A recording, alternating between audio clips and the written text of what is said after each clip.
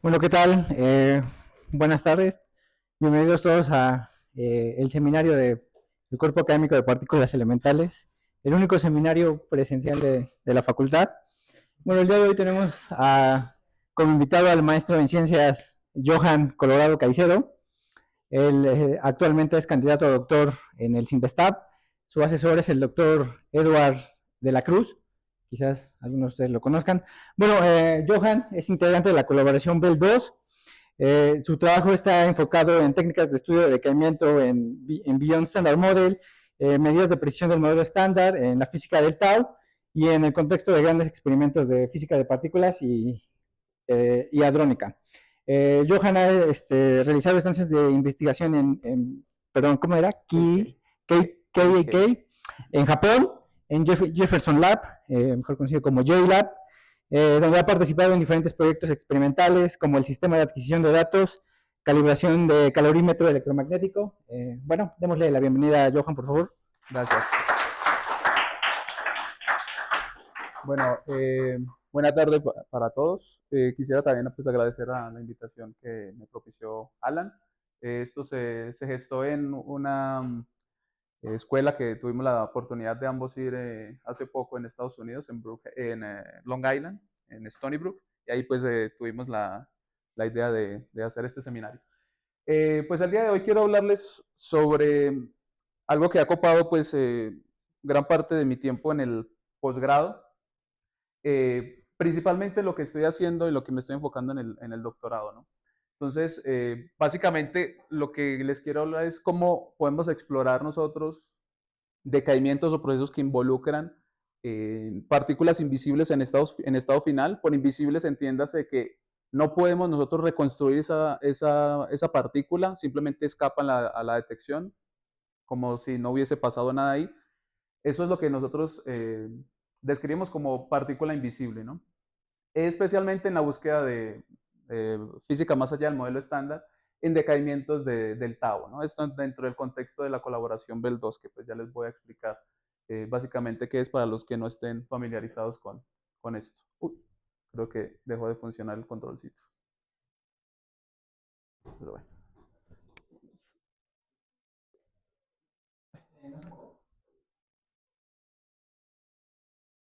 Ya. Ok, entonces acá una breve overview de lo que voy a hablar.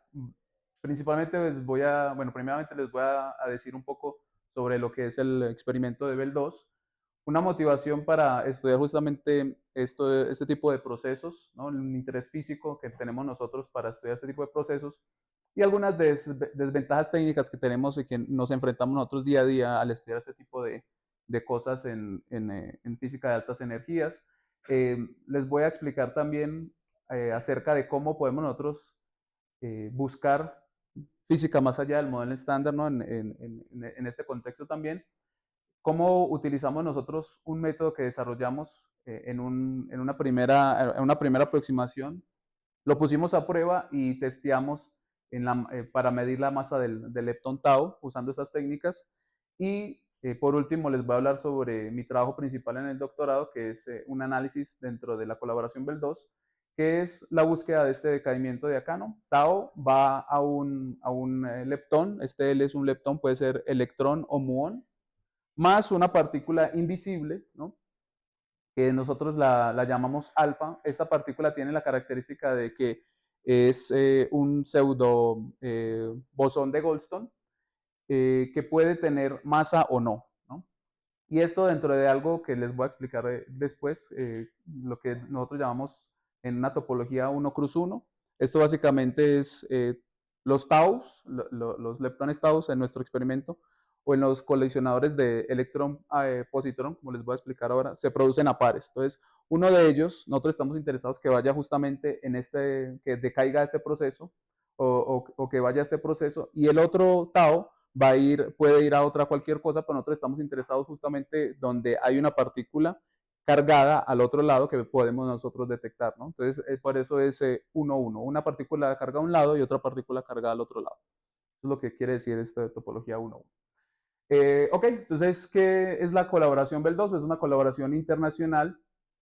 Hacemos parte de ella alrededor de 1.200 miembros alrededor del globo, distribuidos en aproximadamente 28 países. Y este experimento está localizado en Japón, en la prefectura de Tsukuba, dentro del laboratorio KK. Entonces, allí es donde la magia ocurre, porque es donde está todo el setup experimental. Y pues tenemos la fortuna de que dos instituciones mexicanas, una es el Cinvestav, otra es la UAS, que hacen parte también de la colaboración, ¿no? Creo que también la UNAM, pero en la UNAM no hay, no tenemos ahora colaboradores en la parte enfocada en la parte experimental como tal, sino que tenemos colaboradores en la parte teórica. Ok, entonces, ¿qué es este experimento Bell 2? Básicamente tenemos un colisionador de electrón, positrón, cuyos haces, por ejemplo, para el haz de electrón, hacemos circular un haz de electrones a una energía de aproximadamente 7 gigaelectronvolts y hacemos colisionar también positrones a una energía de 4 gigaelectronvolts. Entonces, es un haz, lo que nosotros llamamos, eh, esto es un experimento asimétrico con la idea de que podamos nosotros artificialmente producir un boost en una dirección preferencial, ¿no? Entonces, así está construido el experimento, el detector que ustedes ven acá. Viene el haz de electrones, colisiona con el haz de positrones y pues hay una dirección preferencial y se tiene en cuenta esa dirección preferencial para construir el detector, ¿no? Entonces, el acelerador, tanto el acelerador como el detector, es la segunda generación de un acelerador y detector pasados que había antes allí, llamado, el acelerador se llamaba KKB, ahora pues con el upgrade que se hizo, se llama Super KKB, donde se hacen colisionar, como ya les dije, electrón contra positrón y opera a una energía de colisión cercana a la producción del Upsilon 4S, la resonancia Upsilon 4S, ¿no? Entonces tenemos unas de electrones, unas de positrones, colisionando a esa energía que es alrededor de 10.58 gigaelectronvoltios. Y este es un ambiente deseable para producir pares de Bess. Entonces, por esta razón, porque la cross-section a la que nosotros trabajamos es muy grande en este tipo de procesos, es que este tipo de experimentos se conoce como B-factories, ¿no? Fábricas de Bess, porque se producen muchísimo. Pero no solamente se producen mesones Bess, también se producen mesones D y aparte de ello se producen muchísimos pares de Taus. Este experimento también es conocido como una fábrica de Taus. Aparte de esto, este año el año pasado logramos un récord mundial en la acumulación de luminosidad, digamos a un pico de 5.1 por 10 a la 34 centímetros a la menos 2, segundos a la menos 1, superando el pico de luminosidad que, por ejemplo, tienen experimentos en el CERN, por ejemplo, ¿no? Entonces, hemos tenido dos corridas, una de ellas colectada entre el 19 y el 22, donde acumulamos alrededor de 420 femtobars inversos o 0.42 attobars, y una corrida en el 2024 donde se acumularon 0.15 attobars inversos y ahora se está retomando la corrida del Run 2 en este año, ¿no? Entonces estamos en toma de datos.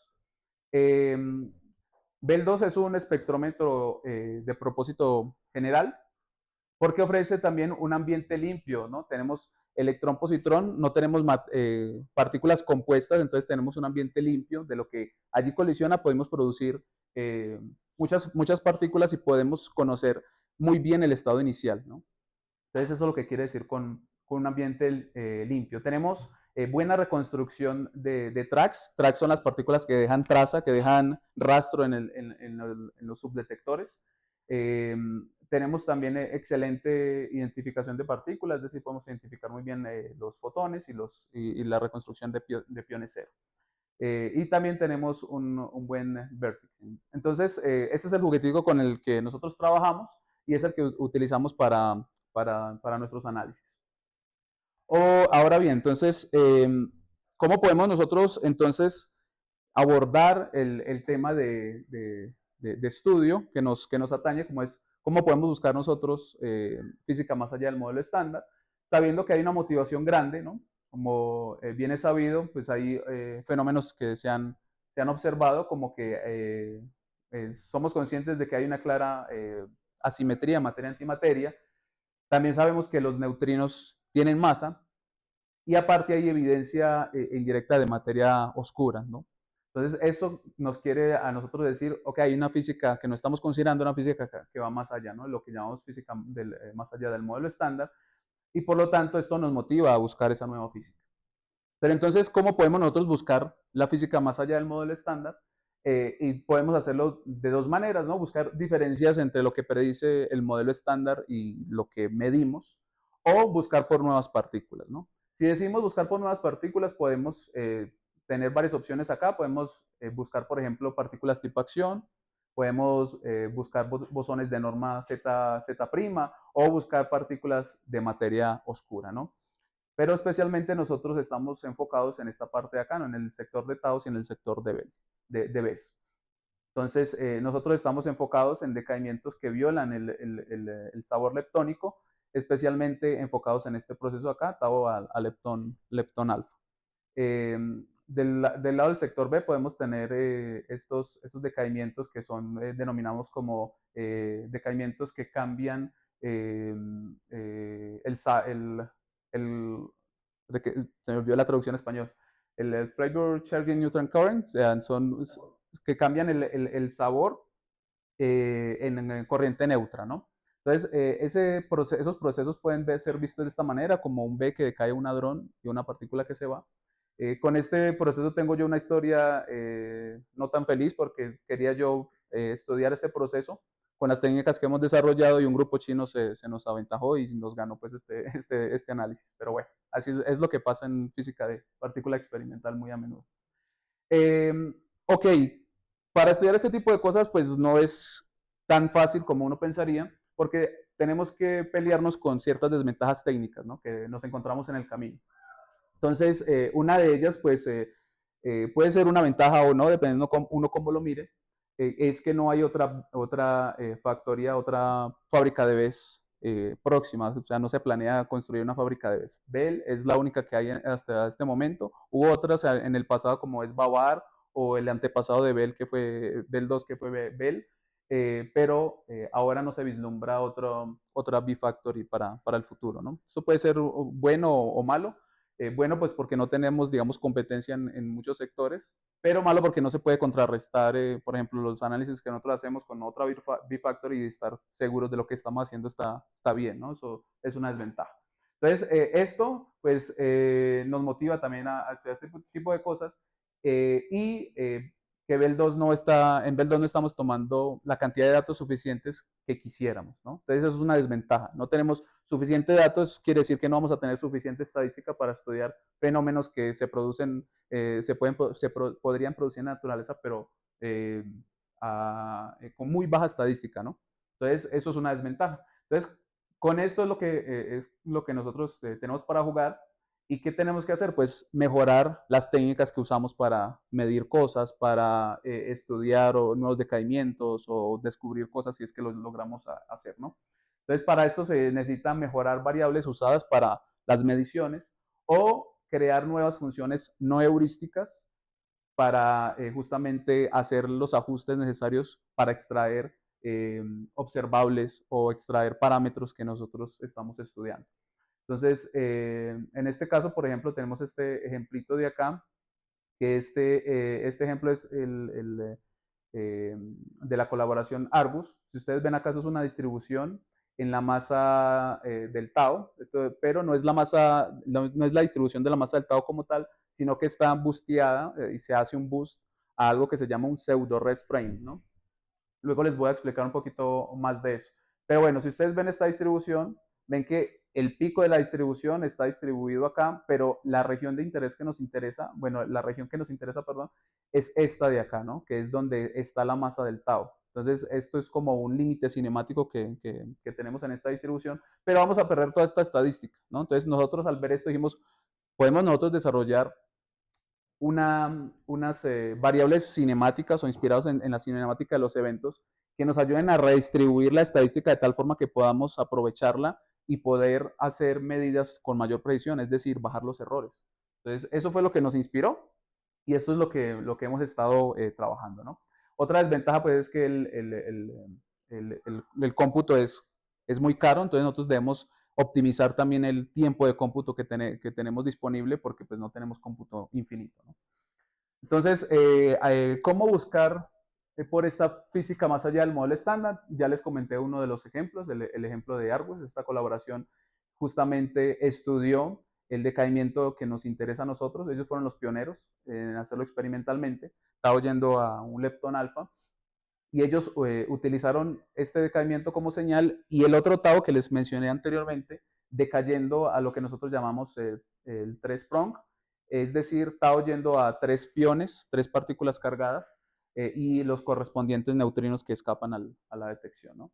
Y ellos desarrollaron algo que se llama el pseudo rest frame. Eso es una aproximación porque si ustedes se ponen a pensar en este tipo de proceso, ¿no? Este tipo de decaimiento, ¿qué tenemos por acá? Tenemos por un lado una partícula que se evade la detección, ¿sí?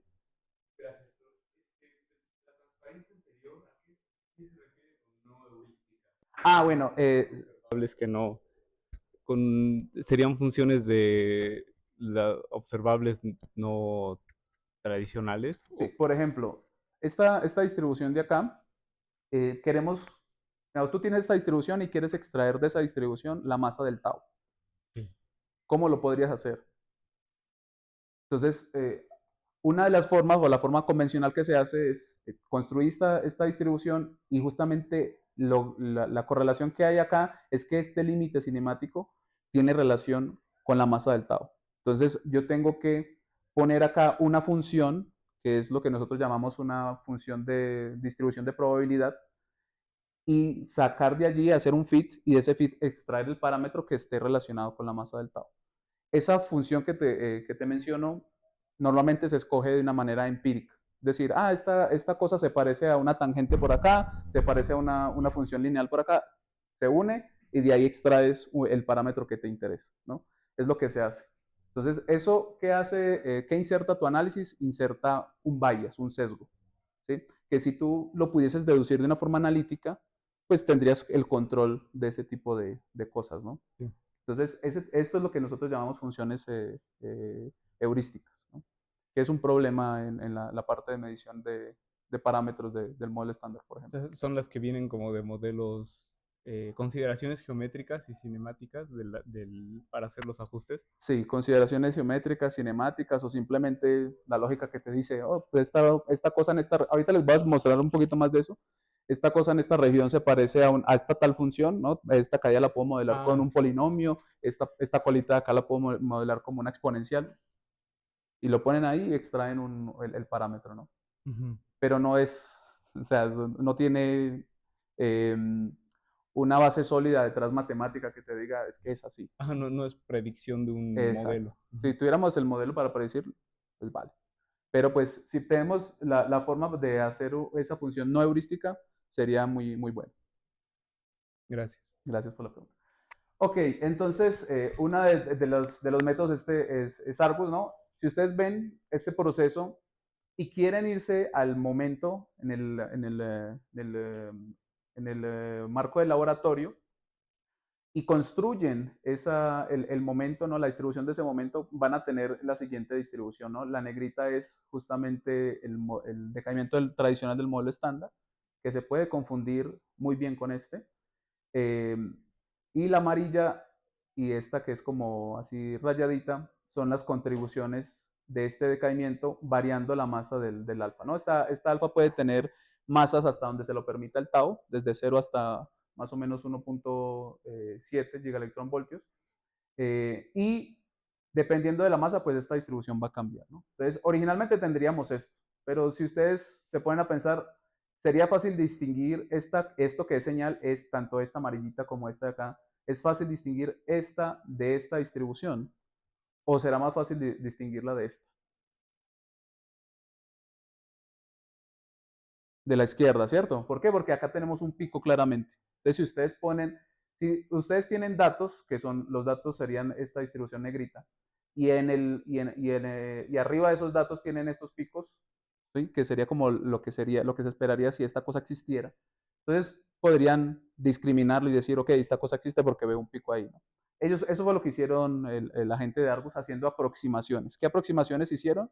Dijeron, como estos taos se producen a pares, la energía del tao, porque el tao no lo podemos detectar por su corto tiempo de vida, decae muy rápido, la energía de ese tau va a ser exactamente la mitad de la energía de producción. Es decir, tengo electrón-positrón, colisionan a la energía que les dije ahorita y cada uno de los taus se va a llevar la mitad de la energía, ¿no? Esa aproximación es válida.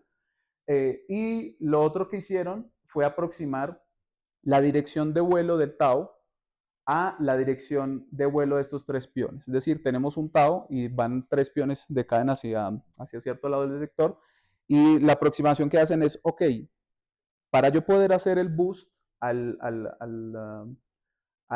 centro de masa, es decir, digamos, al rest frame del tau, yo necesito conocer la dirección, ¿no? De vuelo. Entonces lo que hacen es aproximar la dirección de vuelo de los tres piones y dicen, ah, ok, esta cosa va muy jet-like, es decir, como que va muy unidireccional, entonces esa dirección es aproximadamente la dirección que lleva el tau y hacen ese boost, ¿no? Pero esto lo que hace es que introduce un efecto que nosotros llamamos smithing, es decir, un ensanchamiento en las distribuciones, porque esto es un decaimiento a dos cuerpos. Si ustedes van y analizan el momento de un proceso a dos cuerpos en el rest frame de la partícula madre, van a tener que eso es un pico monocromático, ¿sí? Eso es lo que debería dar un bin aquí, pero no lo vemos. ¿Por qué? Porque todas estas aproximaciones introducen un efecto de ensanchamiento en las distribuciones. Entonces podemos ser muy buenos para discriminar esta, pero esta no, ¿sí? Es más ancha. Entonces, bueno, con esto entonces podemos nosotros ir a ver en la literatura otros métodos. Entonces, uno de ellos están en estos dos papers de acá, donde ellos dicen, ok, tenemos las producciones de estas partículas que son partículas madre, ¿no? Decaen a subproductos, una partícula A que se puede detectar, una partícula B que se puede detectar, y una N y una N barra que no se pueden detectar. Pero esta N y esta N barra son de la misma naturaleza. Es decir, en el contexto de modelo estándar podrían ser estos neutrinos, ¿no? Pero nosotros estamos interesados en decaimientos de este tipo, ¿no? Esta cosa no es un neutrino. Entonces, al hacer una generalización de este método, nosotros podemos, bueno, llegamos a lo que está en bueno, mi asesor y colaboradores llegaron a lo que está en este paper. Se generalizó este tipo de procesos para que no solamente tuviéramos una partícula cargada a este lado que podemos detectar, sino un bonche de partículas que podemos detectar, tanto acá como acá. Y esas N y N barra ya no van a ser de la misma especie, sino que puede ser un N1, N2, partículas de diferente especie que escapan a la detección, ¿no? Entonces, con esa idea, nosotros lo que hicimos fue, bueno, lo que hacemos es hacer recolectar toda la información cinemática de este evento, ¿no? Sacamos todas las ecuaciones cinemáticas posibles de allí, entonces hacemos la suma de momentos, hacemos el cálculo de las masas invariantes, y lo que hacemos allí entonces es jugar también con la geometría del evento, y de tal manera que nosotros vamos a extraer de allí esta ecuacióncita de acá, eh, utilizando argumentos puramente geométricos, ¿no? Entonces tenemos la dirección de los momentos, y con esa dirección de los momentos nosotros podemos decir muchas cosas de este tipo de evento, ¿no? Entonces la idea es tomar toda la información cinemática posible de las ecuaciones y escribirlas en términos de las cosas que sí podemos detectar.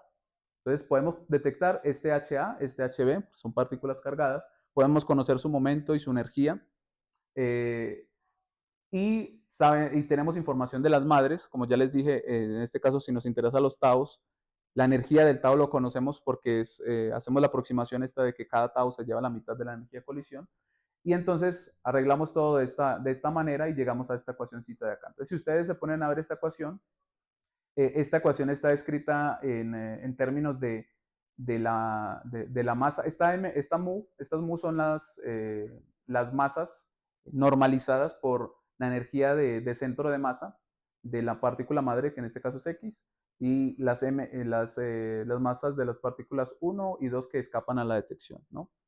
Y estas constantes de acá codifican toda la información de las partículas que sí podemos detectar, ¿no? A y B son los momentos normalizados de las partículas que podemos detectar, Y los zetas son las energías normalizadas de esas partículas que podemos detectar. Entonces, si ustedes, bueno, si tomamos esta ecuación, ahí tenemos codificado toda la información cinemática del evento. Ajá.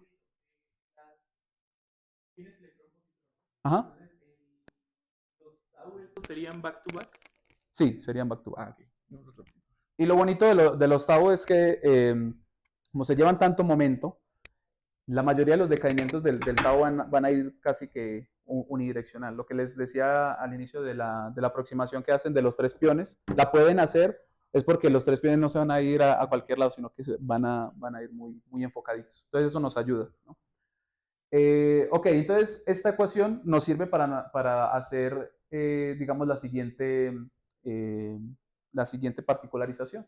Es decir, si decimos que N1 es alfa y decimos que N2 es el neutrino y que X, que es la partícula madre, es el tau, entonces podemos reescribir esta ecuación, ¿no? Como decía acá el compañero, acuérdense que esta X y este X y X barra se producen en esa colisión, ¿no? De electrón-positrón. Esta técnica puede ser usada en colisionadores leptónicos, pero no en colisionadores hadrónicos, porque hay diferencias allí, ¿no? Por ejemplo, en el LHC, por ejemplo, CMS, Atlas, no podemos tener información exacta de la energía de producción de ese tipo de cosas, ¿sí? Entonces solamente podemos tener información de la masa transversa, ¿no? El momento transverso. Entonces eso hace que no podamos utilizar este tipo de herramientas ahí. ¿Sí? Sí lo podemos utilizar en colisionadores leptónicos porque conocemos muy bien la energía de colisión y podemos conocer el momento que llevan las partículas cargadas con muy buena precisión. Entonces, ok, con esa salvedad, entonces aproximamos la ecuación que les mostré anteriormente en términos y nos queda en términos de las masas del alfa, ¿no? Entonces, las constantes que les decía yo anteriormente pueden ser organizadas de esta manera. Y si solucionamos esto de acá como lo hacíamos en la prepa con la chicharronera, llegamos a esto. Llegamos a estas dos ecuacioncitas, ¿no? Las dos ecuacioncitas son solución a esta ecuación. Si nosotros quitamos la normalización, ¿no? Recuerden que este mu es la masa normalizada. Si quitamos la normalización, multiplicando por el factor de la energía en centro de masa, llegamos a estas dos expresiones, ¿no? Y estas dos expresiones nos van a limitar la masa de ese alfa. Entonces, por un lado vamos a saber hasta dónde puede llegar el alfa y cuál va a ser lo mínimo que puede llegar ese alfa utilizando toda la información cinemática del evento, ¿no? Entonces, como les decía, esto fue inspirado en este paper, acá se hizo la generalización y se utilizaron los métodos tanto de este paper como estas dos variables, que llamamos variables discriminantes, en este trabajito de acá que pues, está publicado en el suplemento de la revista mexicana de física, para medir la masa del leptón tau utilizando este tipo de herramientas. Ok, en este paper entonces lo que hacen es estudiar el proceso tau yendo a leptón alfa y tratan de sacar el upper limit en la producción del branching ratio, ¿no? Entonces, la probabilidad de producción de esta cosa, ¿cuánto sería? Normalizada por el branching del modelo estándar, es decir, del tau cuando va a leptón, neutrino, antineutrino.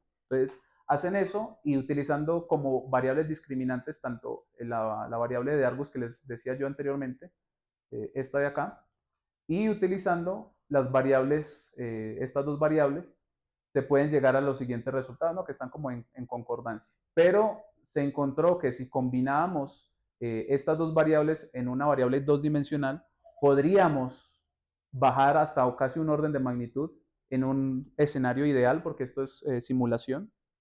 En un escenario ideal podríamos bajar hasta a un orden de magnitud el upper limit de producción de este tipo de procesos, ¿no? O si esta cosa existe, podríamos ser más sensibles a ese tipo de procesos si lo llegamos a detectar. Ok, entonces la primera aproximación de estos métodos la utilizamos para medir la masa del tau en estados semi-invisibles, ¿no? Finales semi-invisibles. Entonces, como les decía ahorita, esto es lo que se sigue haciendo. Este paper salió hace poco. Eh, lo hicieron, bueno, se hizo acá en el grupo del Simvestab y se midió la masa del tau con la mayor precisión hasta la fecha, ¿no? ¿Qué se hizo? se utilizó el mismo método que se viene utilizando desde siempre, desde que Argus lo inventó. Si ustedes ven la distribución, es la misma distribución que les mostré al inicio. Tiene acá un límite cinemático y enviando esto al pseudo res frame, se llega a esta variable de acá y esta es la que construye, ¿no? Luego dicen, ok, vamos a utilizar un arco tangente, lo que les decía ahorita, una función heurística, para modelar justamente esta caída. Entonces, si hacemos un zoom en esta región, es lo que tenemos acá, ¿no? Entonces, simulan esta distribución como si fuera un arco tangente y un polinomio. Y de acá van a decir, ok, este P1 es el que está relacionado con la masa del tau, ¿no? El P1 es el que se relaciona acá con la masa del tau. Y es cuando hacen el fit, extraen ese valor, ¿no? Entonces, acá utilizaron una cantidad de datos equivalente a 190 femtobars inversos y utilizaron este proceso para la medición, ¿no? Entonces, si ustedes ven, por un lado, un tau va a un leptón o a un pión cero con el pión, los neutrinos, y el otro tau va a 3 piones, exactamente lo que se venía haciendo, ¿no? Pero, por ejemplo, ellos allí no sea, bueno, nosotros no podríamos utilizar con esta técnica pasada, no podríamos utilizar un proceso como este, por ejemplo, que por un lado el tau vaya a pión neutrino y que el otro tau vaya a un pión neutrino también. ¿Por qué? Porque resulta que cuando utilizamos los 3 piones para hacer esta aproximación, nosotros tenemos allí menos contaminación, porque si ustedes se ponen a ver, si tuviéramos acá un tau con pión cero, pión, va a ser muy complicado diferenciar ese decaimiento a este de acá, en el cual no tengamos pión cero, por ejemplo. Entonces, ahí en los 3 piones es más fácil, vamos a tener menos contaminación, pero también las distribuciones son menos anchas porque, digamos, el momento que se llevan los tres piones va a ser, digamos, va a hacer que las distribuciones sean un poco más angostas en comparación cuando tenemos un solo peón. Acá si hacemos la reconstrucción, bueno, la generación más bien de esa distribución en el pseudo res frame, las distribuciones van a ser más anchas. Entonces eso hace que nuestro poder de discriminación sea menor con ese método tradicional para este tipo de procesos, ¿no? Entonces allí es donde entramos nosotros y dijimos, ok, pues vamos a utilizar este método que hemos desarrollado para poder utilizar este decaimiento que no se ha utilizado en la colaboración para medir la masa del tau. Y eso fue lo que hicimos. Y esto motivado también es por el que el branching ratio, por ejemplo, del pión neutrino es del orden de 3 piones. Entonces es un decaimiento que podemos utilizar también, ¿no? Y si podemos habilitar para utilizar el pión cero, que con estos nuevos métodos se puede hacer, porque el pión cero decae a 2 gamas y esos gamas los podemos reconstruir, los podemos detectar y reconstruir el pión cero muy bien. Y tenemos un branching ratio aún superior, ¿no? Entonces, bueno, si utilizamos las variables, lo que llegamos es a esto, por ejemplo, en este caso, este es el mmin cuadrado. Y si ustedes ven acá en azulito, tenemos nuestra señal, ¿no? El tau yendo a pión neutrino. Entonces, si ustedes ven la distribución de la estadística de esta distribución, está eh, muy, hace un pico muy pronunciado en justamente nuestra región de interés. Es decir, la estadística se está distribuyendo mucho mejor a como lo hacía en el pseudo res frame, por ejemplo. Entonces, eso hace que nosotros podamos ser más precisos a la hora de medir la masa del tau, ¿no? Y eso fue lo que se hizo con un set de datos Monte Carlo generado oficialmente por la colaboración y utilizamos un set mucho menor de lo que se utilizó en la medición de la masa del tau, de más o menos 100 femtobars, pero de esos 100 femtobars se dividió como en 3 o 4 pedazos para poder entrenar un modelo de Machine Learning, luego eliminar ruido y luego de eso aplicarlo a la medición. Entonces, háganse de cuenta que de esos 100 femtobars quedamos con no sé, 25 a 30 femtobars y esto es lo que tenemos acá, ¿no? Entonces, esta es la distribución, este es el fit. Otra vez, una función heurística se utilizó para extraer ese P1, que es el parámetro que relaciona con la caída de esta cosa. Y luego de ahí, lo que hacemos es tratar de cuantificar el bias de este fit, es decir, ese argumento se lo restamos a la masa de generación que utilizamos para generar el Monte Carlo, la masa del tau, y ese es el bias, ¿no? Ese es el bias de nuestro modelo. Y ya con esto, entonces vamos al otro set de datos Monte Carlo, que no utilizamos ni para el Machine Learning, ni para hacer la estimación del bias. El resto de datos restante, sí, el resto de datos lo utilizamos para hacer otro fit, agregando o teniendo en cuenta el bias, ¿no? Y esta es la medición que obtuvimos en Monte Carlo, que están en concordancia con la masa generada, y fue la variable que menos incertidumbre nos dio fue la de M1000 para el caso de la masa, ¿no?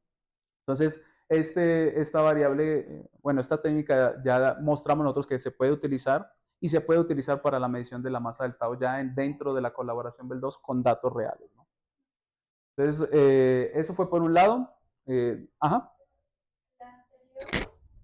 Aparte bueno, de lo que mencionas de la parte heurística, aparte hacen algún test para ver si realmente es la que más se acerca, la propuesta de ajuste es la que más se Sí, acerca. sí, eso es una buena pregunta. Cuando yo hice esto, estuve probando como con 3 o 4 variables, funciones diferentes, ¿no? Y me quedé con la que mejor resultado me dio. Así, de la que menos vallas tenía, menos sesgo, la que me daba un valor más cercano, y esa fue la que utilicé para todos los fits que hice, para las diferentes variables, ¿no? Pero no hay un método correcto que nos diga es que tienes que utilizar esto. Claro. Ese es el problema, ¿no? Por ahí hay otro trabajito que hicimos, y nosotros construimos de una forma semianalítica, por así decirlo, una función que pudiese modelar este tipo de cosas, ¿no? Entonces, en decaimientos de 2 cuerpos y 3 cuerpos, utilizando la técnica del pseudo-resframe, nosotros pudimos construir una función no heurística para utilizarla en este tipo de procesos, ¿no? Es un trabajito que está por ahí, está en el archive, pero todavía no lo hemos enviado. Pero se puede para este tipo de cosas. Ok, ahora entonces vamos a la parte jugosa del asunto, que es el análisis ya como tal, dentro de la colaboración BEL2, que es explorar el proceso de violación de sabor leptónico, tau a leptón alfa, en esa topología, como les decía, 1-1. Entonces, la motivación de esto es muy sabida dentro de la física del sabor, y es que tenemos nosotros, hay problemas dentro del modelo estándar, como todos sabemos, pero en particular tenemos unos cuantos aquí señalados, por ejemplo, el problema de la jerarquía de masas dentro del modelo estándar, los leptones. También tenemos entonces el problema de violación del PCP fuerte, y también tenemos los candidatos de materia oscura, pues que no sabemos mucho de ellos, ¿no? Entonces, este alfa surgió de tratar de darle solución a este tipo de problemas en diferentes modelos, ¿no? Entonces, uno de ellos es los modelos que involucran partículas tipo acción, que estas partículas surgen de un espontáneo rompimiento de simetría, de una simetría global, y entonces de ese rompimiento pues surge un pseudo Goldstone boson, que puede ser catalogado como una partícula tipo acción, ¿no? También podría ser, si le cambiamos el spin a esta partícula, podría ser un Z prime, por ejemplo. Entonces, pero nosotros estamos enfocados en la parte de partículas tipo acción. Y también ha servido como portal, un portal estándar en el sector oscuro. Entonces, tenemos este lagrangiano efectivo, por ejemplo, acá. Si ustedes lo ven, no tiene la contribución, por ejemplo, de los acoples con quarks. Acá solamente puse los acoplos con los leptones, porque es lo que nos interesa, estamos estudiando leptones. Y entonces, en este lagrangiano efectivo, tenemos, por ejemplo, este factorcito, que es el que codifica la escala de rompimiento, ¿no? Y este factorcito está relacionado justamente con el branching ratio de producción de esa partícula que surge al romper espontáneamente esa simetría. Entonces, el caso donde esa partícula invisible es una partícula tipo acción es un escenario muy, muy interesante, debido a que el régimen de masas en el que ocurre puede ser perfectamente estudiado en BEL2, ¿no? Entonces, hay cuotas actuales de este tipo de procesos, donde se puede hacer también el cálculo de esas cuotas para el FA, ¿no? Y también dependiendo de la masa de esa alfa, ¿no? Entonces, como les decía, esa relación de ese parámetro que codifica el rompimiento está relacionado con el branching, ¿no? Entonces, esto también lo podemos nosotros utilizar para hacer una proyección a lo que nosotros podríamos alcanzar en BEL 2.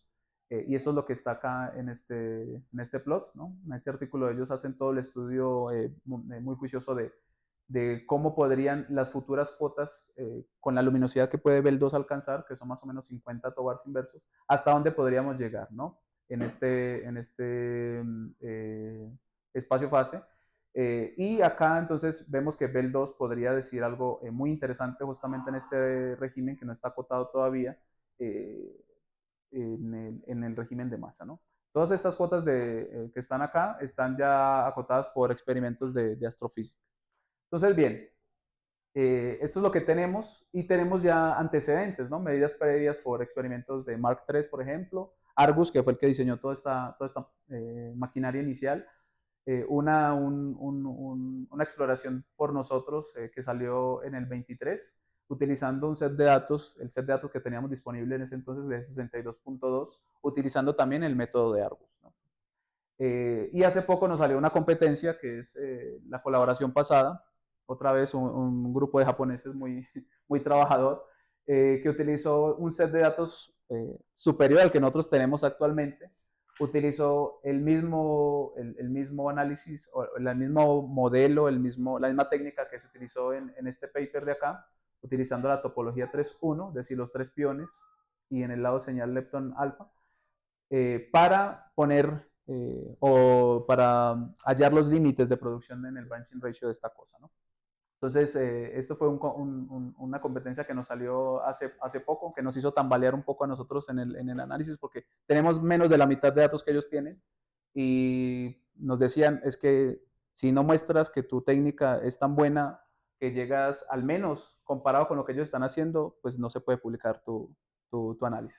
Entonces ahí nos pusimos a la carrera a ver qué podíamos mejorar, y eso es lo que pues, les vengo a mostrar ahora. Entonces, como ya les dije, estas técnicas, estos artículos utilizan la técnica del pseudo-rest frame, donde aquí la distribución del momento del leptón forma un pico dependiendo la masa del alfa, ¿no? Y se hace una estimación del upper limit en esta cantidad de acá, que es el ratio de los branching, ¿no? De nueva física y el branching de modelo estándar. Entonces, lo que nosotros utilizamos es este decaimiento de acá. Nuevamente, el canal que no se ha podido utilizar antes, nosotros lo habilitamos con esta técnica. Entonces dijimos, ok, entonces vamos a ir por el lado del TAC, lo que llamamos nosotros TAC, decayendo a pion neutrino, y por el lado de señal tenemos lo que nos interesa, ¿no? Entonces, con esto necesitamos definir un mapa de ruta de lo que necesitamos hacer para hacer este análisis. Entonces, lo primero es cómo reconstruimos nosotros estos procesos. Entonces, nosotros necesitamos de todo ese set de Monte Carlo que tenemos, nosotros necesitamos de ahí averiguar o extraer lo que nosotros necesitamos, ¿no? Tenemos colisión electrón-positrón y de ahí pues se producen infinidad de cosas. Pero entonces de ahí necesitamos seleccionar los eventos que cumplen esto, ¿no? Entonces, para eso entonces seleccionamos que en el lado, bueno, primero definimos este proceso, definimos un hemisferio de decaimiento. Entonces exigimos que cada tau y los productos decaigan en hemisferios diferentes. Y en uno de los hemisferios exigimos que haya un leptón, nada más. Y en el otro de los hemisferios exigimos que haya un pión, que es lo único que podemos detectar. Entonces, ya con eso, entonces podemos pasar a la selección, que es, tenemos un montón de ruido de todo lo que se produce y necesitamos de ese ruido seleccionar nuestra señal, es decir, dejar nuestra señal lo más limpia que sea posible. Entonces, optimizamos acá un algoritmo basado en cortes rectangulares. El algoritmo se llama Simulated Annealing, o de recocimiento, creo que se llama en español. Y háganse cuenta que es un modelo basado en termodinámica, donde se hacen optimizaciones, ¿no? Se optimiza energía, temperatura, y basado en una función que nosotros llamamos figura de mérito, la maximizamos, y donde nos diga esa figura de mérito, este es el máximo, es donde ponemos nosotros el corte, ¿no? Entonces, optimizamos 10 diferentes variables, y con lo que nos diga el algoritmo es donde nosotros seleccionamos el corte, ¿no? Después de tener nuestra región ya limpia, entonces hacemos el modelo, creamos el modelo y después fiteamos, ¿no? Hacemos el ajuste. Entonces, de las distribuciones de Monte Carlo que nos queda, de ahí vamos a crear nosotros las funciones de distribución de probabilidad, y con esas funciones de distribución de probabilidad nosotros podemos extraer o hacer los ajustes a los datos reales, ¿no? Es lo que normalmente se suele hacer. Y por último, pues nosotros tenemos que decir, ok, esta es la estimación que nosotros hacemos, pero tenemos fuentes de errores sistemáticas. Por ejemplo, el detector no es completamente cilíndrico, hay huequitos, hay partes donde no tenemos cobertura. Entonces, en esa parte donde no tenemos incerteza, pues hay que definir cuál es la incertidumbre sistemática de ese tipo de cosas, ¿no? Y así infinidad de fuentes sistemáticas que tenemos, y eso es lo que hacemos en la última etapa. Entonces, bueno, lo primero es, necesitamos limpiar la zona de señal. Entonces, si ustedes ven, por ejemplo, acá este plotcito, en azul tenemos la distribución del modelo estándar, donde tau va a electrón, neutrino, antineutrino. En naranja tenemos decaimientos del tau que van a otra cosa que no nos interesan. Y los demás son contribuciones de puros ruidos, ¿no? Aquí tenemos contaminación de baba y, en fin, otras cosas. Esta la distribución no es tal cual como sale del Monte Carlo. Esto ya tiene unos cortes previos, ¿no? Porque tenemos tantos datos ya en la colaboración, que manejar ese tipo de datos, estoy hablando de terabytes, ¿no? Que manejar ese tipo de datos es poco práctico. Entonces ya hay unos ciertos cortes que tenemos definidos, y hay sets de Monte Carlo y datos que ya tienen establecidos esos cortes. ¿Para qué? Para que nosotros lo podamos procesar de una mejor manera. Entonces hágase de cuenta que esto ya tiene un filtrado previo. Entonces, si ustedes ven toda esta contaminación, es aún más la que se considera inicialmente. Entonces, bueno, se toma ese set de datos y, como les dije, utilizamos el algoritmo de Simulated Annealing, y esta es la funcioncita de optimización que yo les comentaba. Esta es la figura de mérito, donde tenemos definido el número de eventos de señal, y abajo lo pesamos con este poissoniano de eventos de señal más los eventos de ruido, pero le agregamos un peso extra a los eventos de ruido. Es decir, cada evento de ruido se va a multiplicar por 100 para que nosotros podamos poder diferenciar más entre señal y ruido, y de ahí optimizamos para que nos dé el máximo valor de esto, y es ahí donde se producen estos cortes, donde nos dan esos cortes. Luego de poner los cortes en las 10 variables que utilizamos para optimizar, pues llegamos a variables. Ay, esto se volvió a... Bueno. ¿Sí está prendido? Sí, pero no pasa. Creo que otra vez.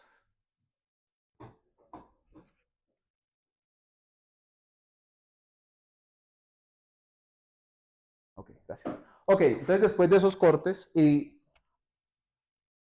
tomando las variables que nosotros dedujimos, entonces construimos estas distribuciones, ¿no?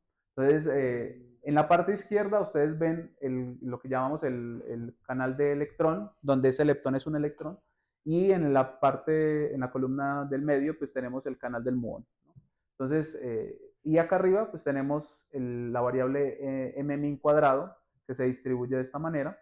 En azul tenemos la contribución del modelo estándar. En púrpura, o como tipo lavanda, bueno, tenemos acá la contribución de todos los decaimientos del tau, que no son los que nos interesan. Mayoritariamente acá tenemos, donde en el lado TAC tenemos ese pion cero, ¿no? Entonces, lo que les decía, que ese pion cero es muy difícil de eliminar. Y en las distribuciones sólidas, en las líneas, tenemos la señal, ¿no? Para diferentes valores de masa. Entonces, para cuando la masa es 0, está por acá; cuando la masa es 1, está por acá; y cuando la masa es 1.6, está por acá en este pico, ¿no? Entonces, este es mmin cuadrado y este es mmax cuadrado. Y si combinamos estas dos variables en una distribución 2 dimensional, es lo que tenemos acá. señal para una masa de alfa igual a 0, se distribuye de esta manera, y los ruidos, todos los ruidos se distribuirían de esta manera, ¿no? Entonces, si ustedes ven arriba y ven abajo, podemos diferenciarla muy bien, ¿no? Las dos distribuciones. Abajo vemos una correlación aparente, mientras acá arriba no vemos una correlación aparente. Entonces, podemos utilizar esta variable dos-dimensional para hacer un ajuste de tal manera que podamos ver si ahí, dentro de este mar de decaimientos, hay un decaimiento, 2 o 3 decaimientos más allá del modelo estándar. Y es lo que hacemos. Entonces, tenemos dos estrategias normalmente para este tipo de cosas. Primero, todo esto se hace primero en Monte Carlo, no podemos nosotros ver datos hasta la etapa final. Entonces, tenemos que nosotros hacer un estudio de sensibilidad, hasta dónde puede llegar el upper limit de ese branching ratio. Y como un test de cerradura, entonces hacemos nosotros una recuperación de una señal que podemos inyectar. Es decir, les decía yo que tenemos las PDFs extraídas, o más bien creadas de los histogramas. Entonces, tenemos los histogramas que se pueden crear a partir del Monte Carlo. Y de esos histogramas podemos nosotros crear funciones de distribución, y con esas funciones de distribución nosotros podemos decirle, ok, tenemos la función de distribución de la señal, voy a crear, no sé, 10 eventos, 20 eventos de señal, y voy a llevar esto a mi Monte Carlo, hago el ajuste y tengo que recuperar ese número de eventos que inyecté, ¿no? Eso es como el closure test que hacemos. Entonces, las funciones de distribución de probabilidad las escribimos de esta manera, donde en el primer término tenemos la contribución de nuestra señal, ¿no? Entonces, por eso le ponemos acá el subíndice alfa. En el segundo término tenemos la contribución de modelo estándar, es decir, el decaimiento de tau, leptón, neutrino, antineutrino. Y en el tercer término tenemos todos los otros demás procesos que catalogamos como background, ¿no? Como ruido. Entonces, esta es la función inicial, pero nosotros, si queremos extraer de allí el upper limit o el branching ratio, pues necesitamos traducir esto en términos del branching, ¿no? Entonces, ¿qué hacemos? Utilizamos, pues hay una formulita donde el número de eventos es igual va relacionado con el branching del decaimiento, con la luminosidad, con la cross section, las eficiencias. Y si utilizamos esa funcióncita, pues podemos definir un parámetro que llamamos R, que es el ratio que yo les decía, el que nos interesa. Y este va a estar definido entre el ratio de las eficiencias. Estas eficiencias se pueden extraer directamente del Monte Carlo, es decir, después tenemos el Monte Carlo, digamos, tenemos el decaimiento, y si hacemos la cuentita de la luminosidad, el branching ratio, podemos saber cuántos eventos esperaríamos. Eso sería lo generado. Y tenemos, después de pasar cortes y todo, tenemos los eventos que nos quedan, y si hacemos ese ratio, encontramos las eficiencias, ¿no? Estas son las eficiencias que ponemos acá. Entonces, al reemplazar este número de eventos de alfa en esta ecuación, pues nos queda esta función de distribución de probabilidad de esta manera. Y de acá lo que vamos a hacer es, este de acá es nuestro parámetro libre que vamos a fitear, ¿no? Vamos a extraer del fit. Entonces, para hacer ese fit, ¿qué hacemos nosotros? Generamos 10.000 pseudoexperimentos, es decir, tenemos las distribuciones, y vamos a generar 10.000 diferentes escenarios donde esas distribuciones, los bines varían poissonianamente, es decir, varían ahí con una cierta incertidumbre, y de tal manera que después de hacer los fits 10.000 veces, vamos a tener, por la ley de los grandes números, vamos a tener una distribución gaussiana en este parámetro de interés, ¿no? Ya sea en R o si ajustamos en el número de eventos de señal. Entonces, ustedes van a tener una distribución gaussiana, y lo que hacemos es, si queremos un upper limit, entonces vamos a recorrer esa distribución desde menos infinito hasta donde lleguemos al 95% de probabilidad dentro de la gaussiana, y ahí es donde decimos nosotros, ok, vamos a calcular un upper limit al 95% de nivel de confianza. Eso es lo que hacemos. Y eso es lo que obtenemos entonces en la parte del upper limit. Pero entonces, antes de nosotros hacer eso, necesitamos estar seguros de que nuestro modelo está bien. Entonces, para eso hacemos un test de cerradura, donde inyectamos señal para diferentes casos, 20, 50 eventos de señal y 100 eventos de señal. y necesitamos recobrar estos eventos de señal en el fit utilizando esta primera ecuación, ¿no? Entonces, eso es lo que hacemos. Acá ustedes ven la distribución de ese parámetro de interés, es decir, el número de eventos de señal. Como les dije, se distribuye después de los 10.000 experimentos. Cada uno de estos puntos es el resultado del fit. Y eso lo que hace es producir una distribución tipo gaussiana. Y esa distribución tipo gaussiana ustedes pueden encontrar los parámetros, ¿no? La sigma y el min de esa gaussiana. Y el min pues está relacionado con el número de eventos de señal. Entonces ustedes ven las distribuciones para cada una de las masas de alfa, este es para 0, 0,5, 0,7, 1, 1,2, 1,4 y 1,6. Ven que dentro de los errores estamos recuperando los eventos de señal utilizando nuestro modelo. Entonces, el modelo ya ha sido probado, vemos que funciona, y para los otros casos donde introdujimos 20 y 50 también funcionó. Ok, entonces de allí entonces vamos a traducir ese número de eventos de señal que extraemos del fit, lo vamos a traducir en el branching, y es utilizando esta cuestioncita que medio les mencionaba antes, ¿no? La luminosidad, la cross section, el branching y la eficiencia. Entonces, si hacemos eso, llegamos a estos plotcitos de acá, donde en rojo está el branching de la señal que inyectamos, el real, y los puntitos son los que extraemos del fit, ¿no? Para el canal del electrón y para el canal del muón. Entonces, estamos ahí en concordancia. Entonces, ya con eso vamos ahora sí, al caso donde tenemos hipótesis nula, es decir, esta cosa no existe, vamos a irnos a donde solamente tenemos ruido, y con eso entonces vamos a poner un upper limit, ¿no? Entonces, igual, hacemos los 10.000 fits para los 10.000 diferentes experimentos, construimos una gaussianita con ese fit, pero ahora vamos a utilizar la segunda expresión, ¿no? Estamos interesados en el parámetro de interés que es R, ¿no? Y ahí entonces recorremos la gaussianita hasta que llegamos al 95% de nivel de confianza, y de ahí extraemos el upper limit para cada una de las masas.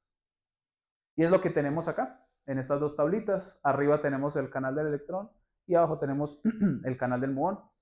Este no se ve muy bien, pero este es por 10 a la menos 4, ¿no? Este es acuérdense, este es el upper limit en la división de los dos branching, ¿no? Si ustedes quieren, por ejemplo, obtener cuánto es el branching o cuánto sería el upper limit del branching del decaimiento más allá del modelo estándar, pues simplemente necesitamos multiplicar por el branching del modelo estándar, que está bien medido en el PDG. Ok, entonces esto es lo que obtenemos para cada una de las masas, y acá en este cuadro vamos a ver, hacer la comparación de cómo estamos nosotros en esta etapa, comparado con estudios previos, ¿no? Entonces, el estudio previo que había hecho, bueno, que se hizo en Bell 2, pues básicamente llegaba desde 11.0 hasta 97.0 por 10 a la menos 4, en el caso del canal de electrón, y de 7.0 a 122 al caso del muón. Y este es el estudio que les digo que se nos coló hace poquito, en el de Bell, donde ellos utilizan no solamente el 3.1, la topología 3.1 de los 3 piones, sino que también utilizan el 1.1 en la misma distribución. Y utilizan el doble o más del doble de datos que estamos utilizando. Nosotros estamos utilizando el set de datos que tenemos disponible hasta ahora, 365. Es decir, esto es lo que ustedes ven acá. Escalamos el Monte Carlo hasta 365 femtobars inversos, que es lo que tenemos en datos reales, ¿no? Todo esto es simulación hasta el momento. Y esto es lo que obtenemos, ¿no? Obtenemos un upper limit del nivel de 10 a la menos 4, de 4.33 a 8.18, 3.93 a 8.10, ¿no? Y para verlo más esquemáticamente, pues les hice este dibujito acá, donde en la izquierda es para el canal del electrón, en la derecha es el canal del muón. Arriba, en verdecito, el resultado del estudio pasado que se hizo en Bell 2, ¿no? Con 62.8 femtobars inversos. En azul es lo que estamos obteniendo nosotros. Y en naranja es lo que obtienen en este resultado de Bell, ¿no? El que sacaron hace poco con más datos. Entonces, con esto nosotros mostramos en la colaboración y dijimos, ok, nuestros métodos están haciendo que, incluso utilizando menos de la mitad de datos, podamos llegar o estar casi al nivel en ciertos puntos de masa de este estudio que está sacando Bell con más datos y utilizando más tags, ¿no? Entonces, eso les gustó porque cuando ya tengamos más datos podemos ser aún más restrictivos, ¿no? Pero hay que resaltar acá regiones de interés. En la región más importante sería para las masas de cero, porque tendría relevancia para estos modelos de dark matter, ¿no? Donde estas partículas tipo acción se estipulan que tienen masas muy pequeñas, ¿no? Entonces, en esta región de interés es donde nosotros somos mejores que Bell, ¿no? Eso es lo importante a resaltar acá. Ok, luego de esto, entonces nosotros tenemos que ver cómo introducimos los errores sistemáticos a nuestra estimación. Entonces acá hay otro mapita de ruta que hicimos nosotros. Esto ya se hizo también, ya está siendo evaluado en la colaboración. Lo que hacemos es que generamos para cada una... ok, no les dije esto. Tenemos el Monte Carlo y nosotros necesitamos estar seguros de que ese Monte Carlo está reproduciendo bien los datos. ¿Cómo lo hacemos? Hay varias técnicas. Hay una técnica que se llama un blinding, que es trabajar en regiones donde ustedes no tengan señal. O hay otro método que utilizamos nosotros, porque ya ven que estamos compitiendo con una pierna coja, ¿no? O sea, no podemos nosotros tirar datos. Entonces dijimos, ok, vamos a ver en variables donde nuestra señal sea indiferenciable, no haga picos ni nada. Hicimos un estudio estadístico para eso. Y en esas variables es donde nosotros vamos a corregir nuestro Monte Carlo para que se parezca a los datos.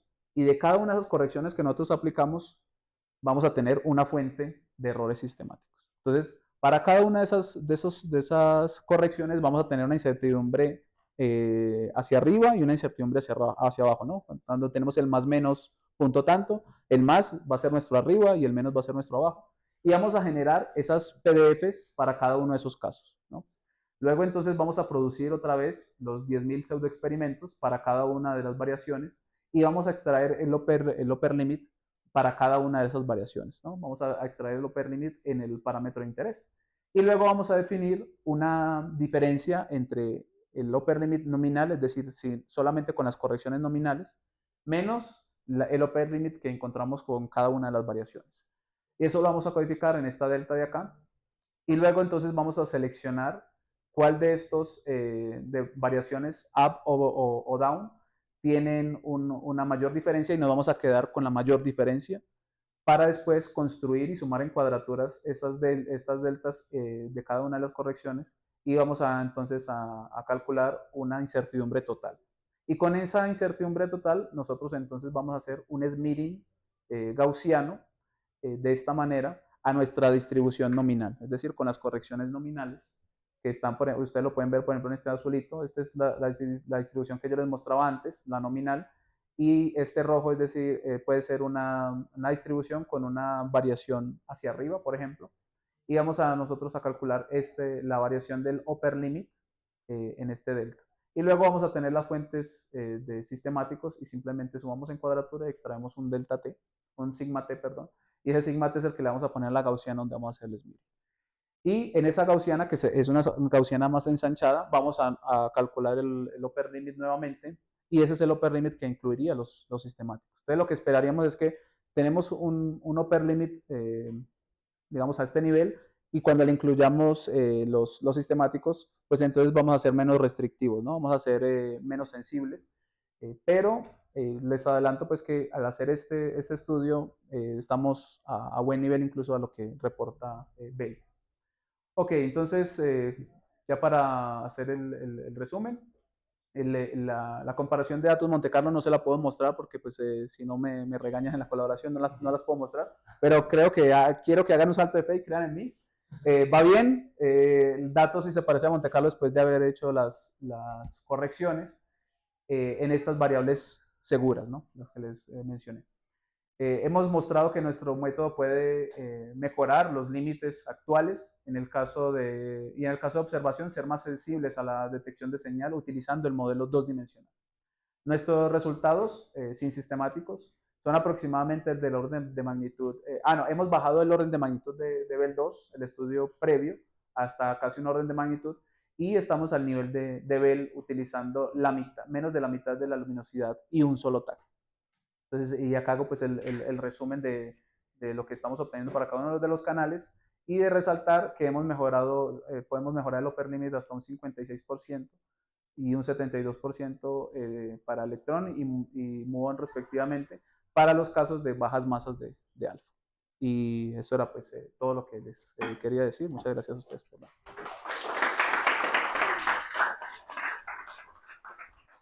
Bueno, muchas gracias a Johan. No sé si Un trabajo muy Maremo. completo. Tenemos reservado el auditorio hasta las 2. ok. No hay problema. Un trabajo muy completo. Casi cuando alguien da una plática experimental no explica tantos detalles como hoy. Entonces, bueno. ¿Alguien tiene alguna pregunta? Genial. A ver, tenemos un micrófono nada más, entonces va a ser un problema. Entonces, empezamos con César. Espero no haberme perdido mucho, pero mencionas que tu partícula alfa es una partícula invisible, que supongo que pues el tiempo de vida pues escapa del detector, sí, y por eso no lo puedes medir. Pero dices que todos tus estudios están hechos, bueno, todos tus parámetros y todos los has sacado a través de Monte Carlo. Una sería, ¿en qué te apoyas para generar ese Monte Carlo? ¿Quién lo genera? Luego otra es... El Monte Carlo de señal, dices. Sí, sí.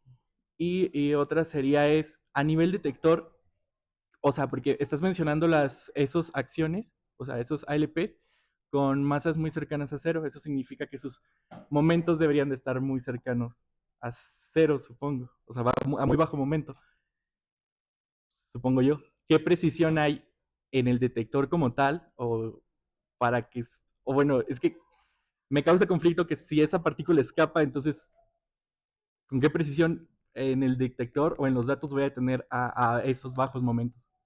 Okay. Entonces, bueno, eso sería mis No, preguntas. muy buenas preguntas. Bueno, la primera, como no tenemos un modelo correcto para este tipo de cosas, podríamos ahí poner un modelo de tipo Action Light Particles y generar, pero eso no está bien visto. Lo que hacemos es ser lo más model independent que sea posible. Entonces generamos en espacio fase. Es decir, lo único que ponemos ahí, esta partícula, para nuestro caso, tiene spin nulo y puede tener esta masa, ¿no? Es un decaimiento a 2 cuerpos, genérenlo. Lo generamos en espacio fase y lo hacemos pasar por el detector y ahí sacamos las distribuciones que yo les estuve mostrando, ¿no? Así es como lo generamos, porque no tenemos un modelo. Por esa razón también optimizamos para eliminar ruido, perdón, en la región de modelo estándar, ¿no? De tau, leptón, neutrino, antineutrino, porque no tenemos un modelo correcto. Entonces, por eso utilizamos, no me gusta hablar mal, pero bueno, ellos lo que hacen es optimizar con la distribución de señal. Lo dejo ahí a interpretación del lector, ¿no? Okay. Y lo otro es qué tan sensibles somos a bajas masas.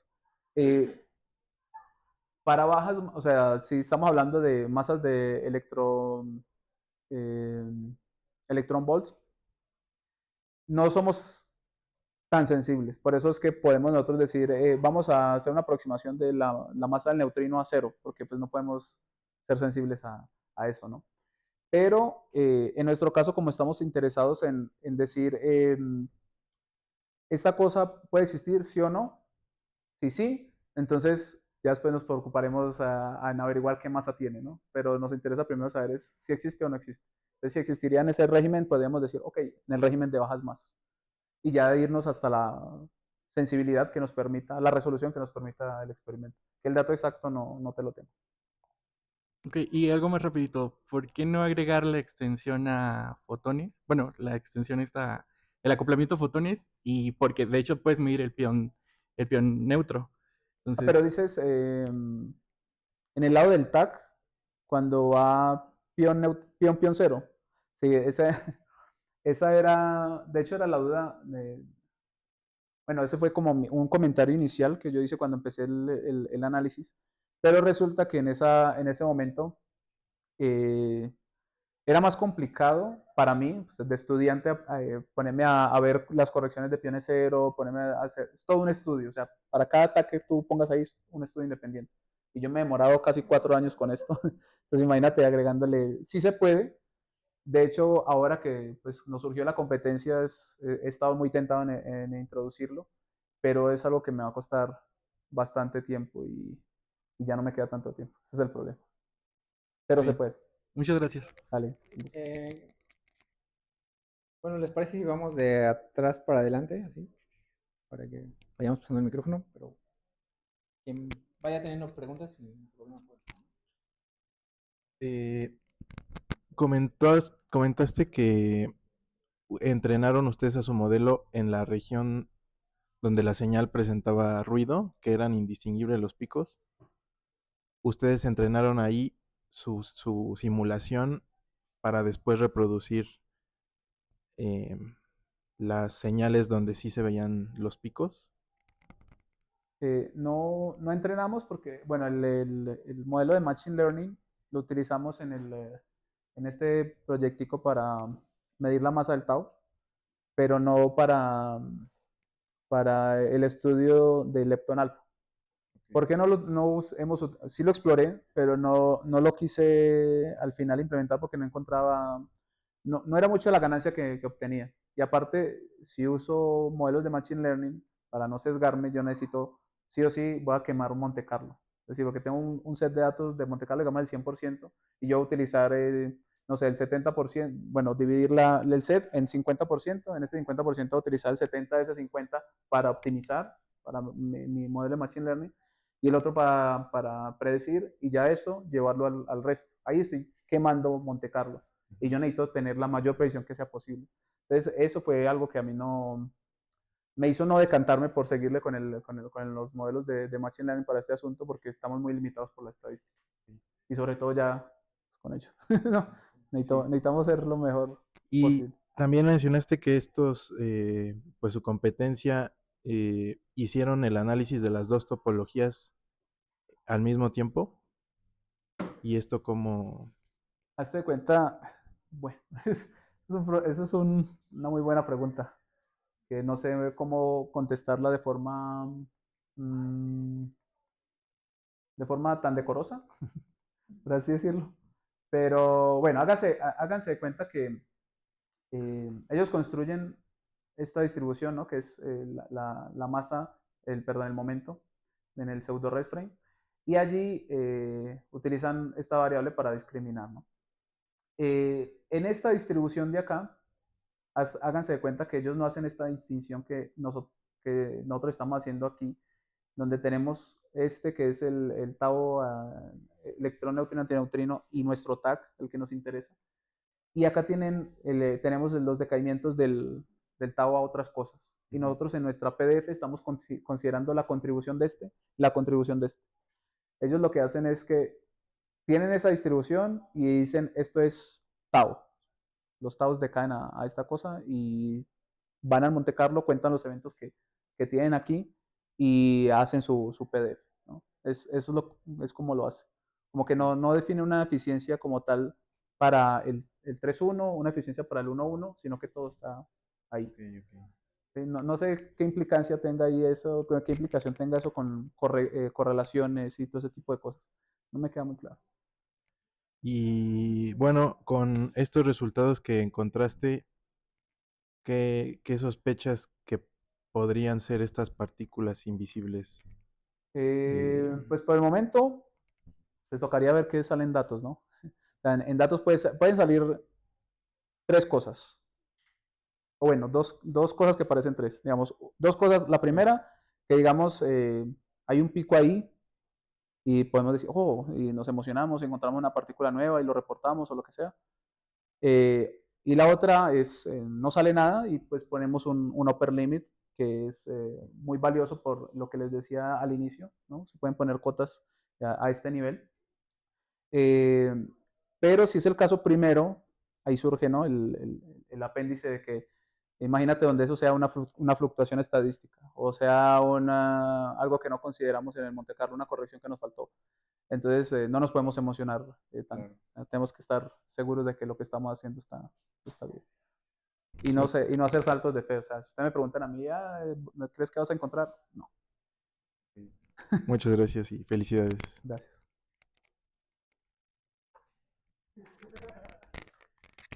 Bueno, mi pregunta tiene que ver más con la teoría que, bueno, mencionas que para que aparezca alfa se hace un rompimiento de la simetría pues quería saber pues qué simetría estamos rompiendo para que pues por cada generador roto se supone que sale un bosón y en este caso porque en la teoría es un pseudo bosón. Sí, ok, es muy buena la pregunta. Es un pseudobosón porque justamente adquiere, tiene una masa, ¿no? Entonces, por ejemplo, en el caso de cuando sale el pion allí tiene una masa, es una masa, no estoy muy seguro, pero creo que es una masa afectiva que se asigna ahí y es un pseudo Goldstone boson. Por eso lo del pseudo, porque si fuera un bosón de Goldstone normal, pues tendría masa nula, ¿no? Entonces, ¿qué simetrías son? Dependiendo del problema que decidas atacar. O sea, tenemos un menú amplio, el que tú quieras escoger. Tenemos de primer tiempo, por ejemplo, si es de la jerarquía, el problema de jerarquía. Entonces vamos a tener rompimiento de una simetría, creo que es asigna como si esta simetría accidentada de la conservación del número leptónico, este tipo de cosas. Dicen, hay una simetría allí, entonces al romper esa simetría se sale espontáneamente una partícula, ¿no? No estoy muy bien del nombre, creo que es familión o algo así, o que sale allí, y esa es la partícula que sale, ¿no? Y eso lo hacen como que hay diferentes cargas que están dentro de la simetría y eso da la generación a que se conserve el número leptónico. Y ahí es donde sale. Ese es uno. Luego está el del problema de SP fuerte, y es que pues se supone que, bueno, es bien sabido, ¿no? Que en la interacción fuerte se debe conservar CP, y entonces, pero ¿por qué se debe conservar? Entonces allí, para explicar esto, entonces lo que hacen es, la, toman la simetría de Pecci Queen, es una U1 global, igual, sacan allí, hacen un rompimiento espontáneo y de ahí sale un axiflavion, algo así, que es como la combinación de dos, de una acción y un flavion, que el flebión ayuda como a solucionar el problema del puzzle de quarks y el acción ayuda a solucionar el problema de CP, ¿no? Y luego, pues están, ¿no? Que estas cosas son candidatas a materia oscura. Entonces, salen en varios modelitos muy interesantes. Ok, muchas gracias. Me gusta. En una de tus diapositivas escribiste una desigualdad para unas masas. Ajá, Estaba más al inicio, creo. esta. Ajá. Entonces tenemos que la masa de nuestra partícula invisible, pues va a estar acotada por estas masas mínimas y máximas. Ujú. Pero estas, a su vez, van a tener alguna cota o algo por el estilo. ¿Cómo? Ajá, estas masas m min al cuadrado, Ajá. está acotado. Ah, sí, va acotado hasta la masa del tau, hasta que la masa del tau y la cinemática del evento lo permite. Ujú. Sí. De hecho, sí, por ejemplo, acá hay esta de acá, por ejemplo. Este proceso que es tau pion neutrino, este que es M-min va a estar acotado aquí a la derecha, o bueno, no sé si a la derecha, hasta donde está la masa del tau. Ah, ok. Y luego puedes pasar en la diapositiva 26. Y Ujú. ahí sí Que no se está ve bien. graficado un m min al cuadrado. Ajá. Sí, este. Ajá, y ahí como que sí son valores negativos, ¿no? Sí. Como que, o sea, como no entiendo esa parte. Ah, bueno, sí, eso es una. ¿Por qué tendría que ser así? Sí, a ver. O sea, esto como tal no es no es la masa, o sea, la distribución que tú ves aquí Ajá. de estas dos, o sea, no es la masa. Pero si tú ves esta distribución, aquí podemos tener valores negativos, ¿no? Ah, ok, sí, Por sí, sí, sí, sí. esta constante de aquí. Entonces, de ahí donde salen esas colitas negativas en esa distribución. O sea, esta distribución es una distribución como tal de una variable cinemática, Ujú, sino ujú, que es como ujú. el compendio de todas unas variables cinemáticas que están reorganizadas de esta manera. Ah, ok, Entonces, ok. este es MMI que lo puedes ver como lo que te mostraba antes acá, esto, a la izquierda, Ajá, ajá. y el otro es Mmax que va a ir de la masa del tau hacia allá, ¿no? Entonces, este acá, bien acotado hacia el otro lado. Ok. O sea, eso se llaman variables de límites cinemáticos. Siempre va a haber ahí como un límite donde el límite está dado por la masa de la partícula. Ok. Vale, gracias. Hola, yo tengo una pregunta. Anteriormente mencionabas que para limpiar el ruido de fondo también utilizaste simulaciones de Monte Carlo y si no mal recuerdo, decías que esas simulaciones estaban calibradas en datos reales, pero no podría ocurrir que en esos datos reales también se estén produciendo esas partículas invisibles y como eso se utilizó para calibrar dichas simulaciones y descartar ruido, no podría suceder que te estarías cargando como eventos reales y eso pues te introduciría un error. Mm, o sea, a lo que me refiero con calibradas es de que nosotros hacemos el estudio en Monte Carlo, donde tenemos la contribución de todos los ruidos, ¿no? Ok, Y si tú sumas eso, te da una distribución, que esa distribución debería ser, en el caso ideal, igual a la que tú extraes de los datos reales, ¿no? ok. Pero no es igual. Entonces, ¿qué tenemos que hacer nosotros? Ya hay un estudio de gente que se ha aventado todo esto, de calcular correcciones de Monte Carlo, por ejemplo, en la manera en que tú estás seleccionando tus peones, ¿no? De la forma de identificarlos. Entonces ahí hay un error sistemático que tú tienes que contabilizar. Otra es, por ejemplo, en Experimenta nosotros tenemos algo que se llaman triggers, que los triggers tú no puedes tomar datos infinitamente, no tienes cómputo infinito. Entonces, tú tienes que tratar de seleccionar la mejor cantidad, la mejor calidad de datos posible, y entonces tienes algo, ya sea por compuertas lógicas o un chips que se llaman, que son programables, que incluso se le puede poner ahí inteligencia artificial y todo eso, para que te diga cuál es el mejor momento de guardar datos, ¿no? Ok. Entonces, eso es un trigger y eso tiene asociado un error. Tenemos que contabilizar ese error. Entonces, al poner cada uno de estos rompecabezas, de esos pedacitos, piezas que arman el rompecabezas, la ponemos ahí en el Monte Carlo, y ahí sí, en esas variables seguras, o en la región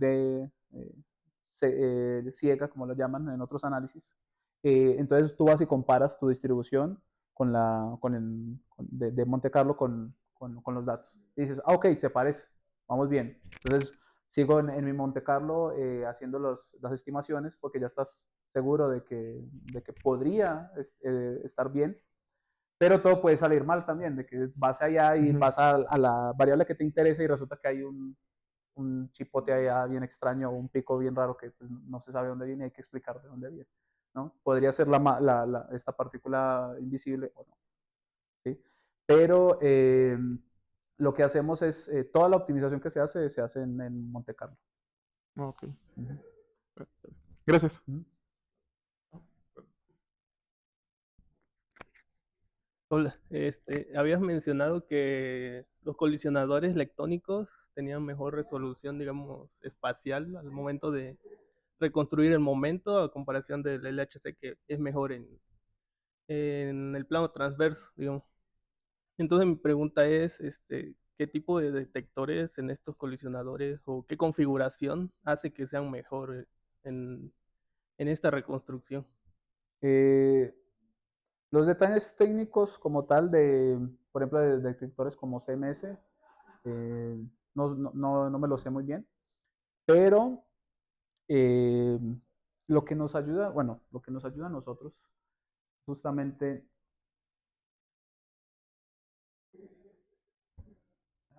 aquí, es justamente que nuestro detector o sea, es un ambiente muy limpio, ¿no?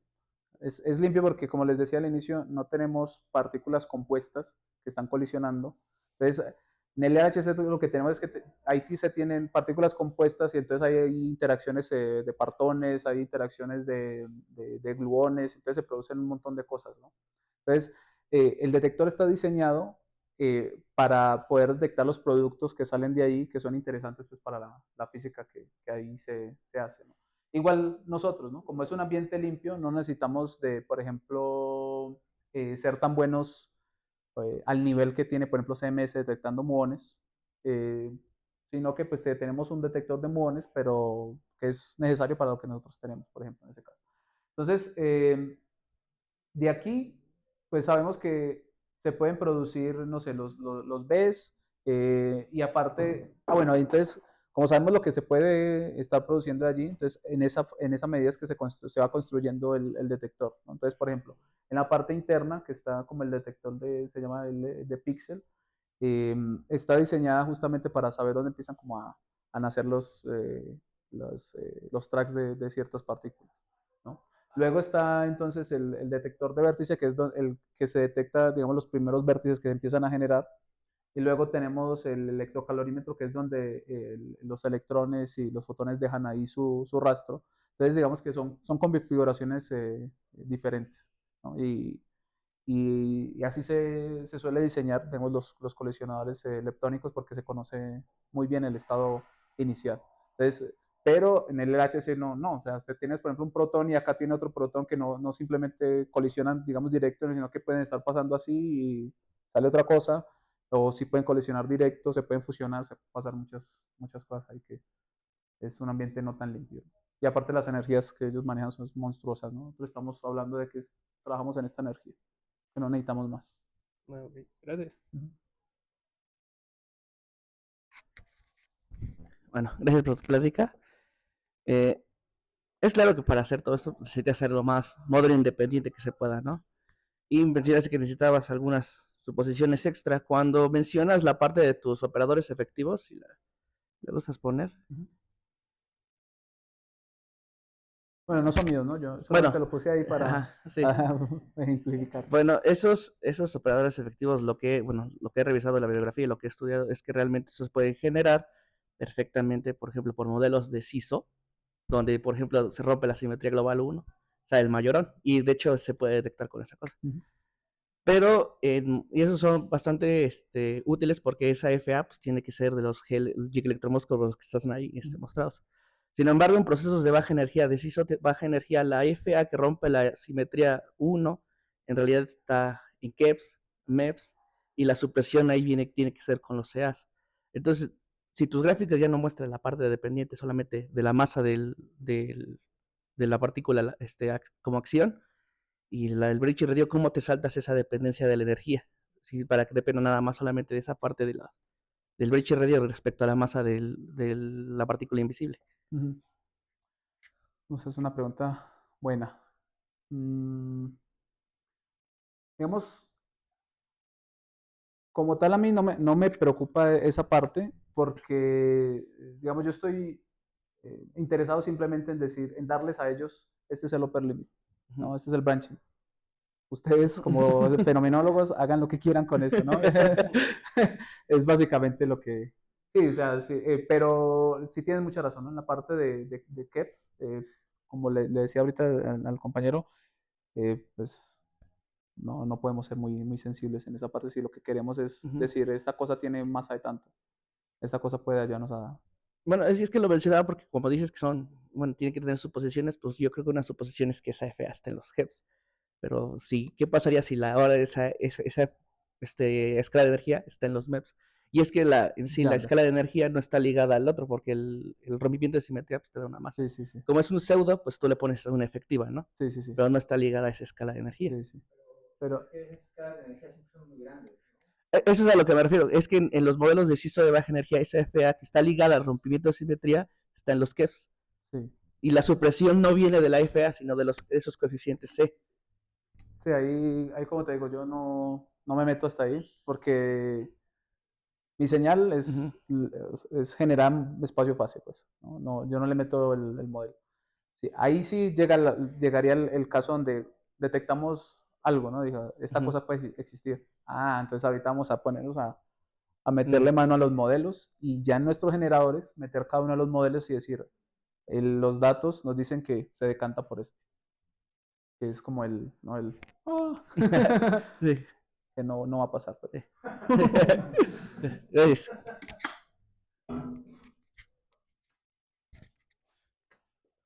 Gracias, mira, cuando pones tus PDFs, tú incluyes algo de que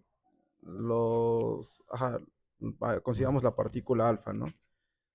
Mi duda era sobre si solamente hay algún indicio o cambiaría en algo el hecho de que no estaremos hablando de una sola partícula alfa, sino de un conjunto de partículas que estén a lo mejor, por ejemplo, en ese rango de masas en el sector BMS, ¿no? Este, esto lo digo porque pues, al interactuar con los leptones, pues sería como hasta cierto punto un modelo de portal, ¿no? Ujú. Entonces, pues al hacer el portal y si este sector tiene más de una partícula, entonces ya estaríamos entrando a todo ese límite y si cambiarían algo o solamente ahí van en esa PDF va marcado todo lo que es más allá del modelo estándar. En esta PDF está enmarcado el caso donde donde es una sola partícula invisible, Ajá. ¿sí? Porque partimos desde la cinemática del evento, un decaimiento a dos cuerpos. Una sola partícula invisible de rango, de rango de masas, como se las mostré, desde de 0 hasta donde lo permita el más alto, y spin 0. Ujú. Cualquier cosa que caiga dentro de esas características está codificada acá, ¿no? Hay mucho más allá, ¿no? Que se podría hacer. Entonces, por ejemplo, hay modelos muy interesantes también donde esta alfa decae a pares de fotones, por ejemplo. Entonces se podría detectar en el experimento esas gamas y hacer un análisis de vértice, de vértice y ver de dónde viene esta cosa, ¿no?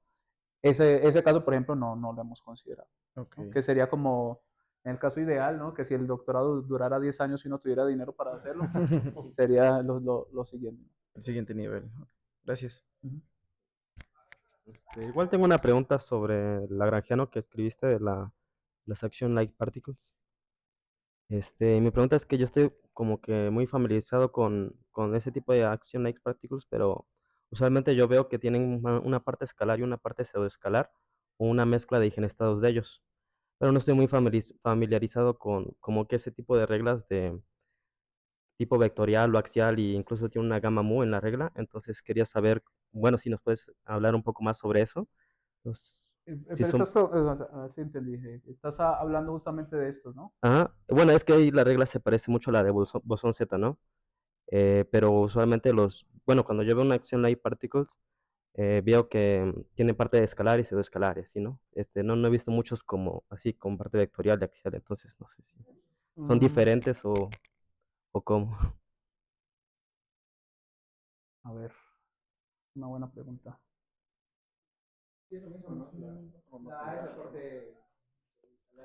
Bueno, es que lo que cambia es que tiene una gamma mu, entonces eso como que sugiere que es un bosón vectorial, ¿no? Por así decirlo. O sea, la estructura es como de un bosón vectorial. Y quería saber como que si es otro tipo de ALPS o también o como. Sí, eso es una buena pregunta. No lo he profundizado bien en bueno, si quieres lo puedes leer en este paper, ¿no? Ah, sí, sí. Calibi justamente es una de las personas que ha estudiado esto. Ajá, y bueno, igual como que ese tipo de cosas podrían cambiar un poco algunas cosas, ¿no? Del modelo, digámoslo así, pero Sí, sí. Pero este es uno de ellos, pues yo sí, sí. simplemente elegí este paper, que me hace un paper muy interesante, que es donde sacan estas proyecciones, y ahí es donde empiezan bueno, donde ponen de hecho hay un review de Action Like Particles, eh, también que salió hace algunos años, 2021 creo, donde sí ponen un lagrangiano más completo. Entonces ahí, por ejemplo, ponen las contribuciones de los acoplos con los quarks, con las contribuciones con los gluones, todo ese tipo de cosas. Y los ponen ahí. Pero en pues no, simplemente es como que el más Ajá, es que, el bueno, lagrangiano usualmente más simple. cuando se acoplan con fermiones o con leptones, suele venir nada más sin el gamma mu y así la parte escalar y pseudoescalar, pero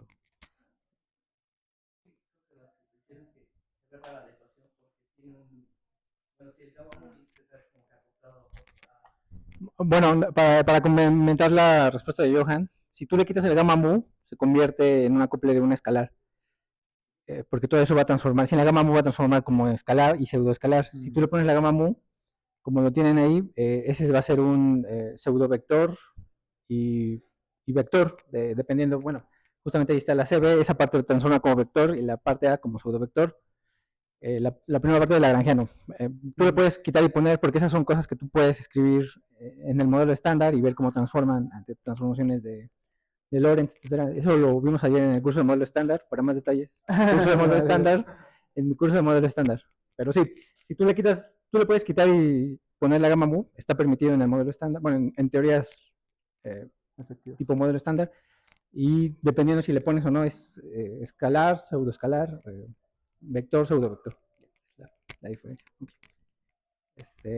Por aquí hay otra pregunta, ¿no? Yo tenía la duda de si se puede generalizar para, pues, para más decaimientos, y otra que era como cuánto es ese ahorro computacional que se gana con este método. Bueno, lo primero,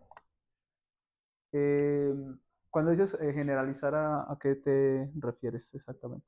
Pues sí, ¿A qué? es que este es para 2 cuerpos, ¿no? Ajá. Como... Ok, bueno. Como les decía, esta otra. De hecho, aquí en esta figurita lo podemos explicar. Bueno, una más atrás. De hecho, el método ya es una generalización de este otro, ¿no? Está en este paper. En este paper justamente dicen esto, de simplemente vas a tener una partícula cargada a ambos lados y una partícula invisible de la misma especie a ambos lados, ¿no? Entonces, te va a limitar a esta topología. En la generalización, ¿qué se hace? Ya no vamos a tener una sola partícula cargada, sino que este H sub A y H sub P representan un bonche de partículas cargadas, ¿no? Entonces, en el caso de nosotros pueden ser N piones a un lado y en el otro lado puede ser un leptón, ¿no? Entonces, se pudo generalizar.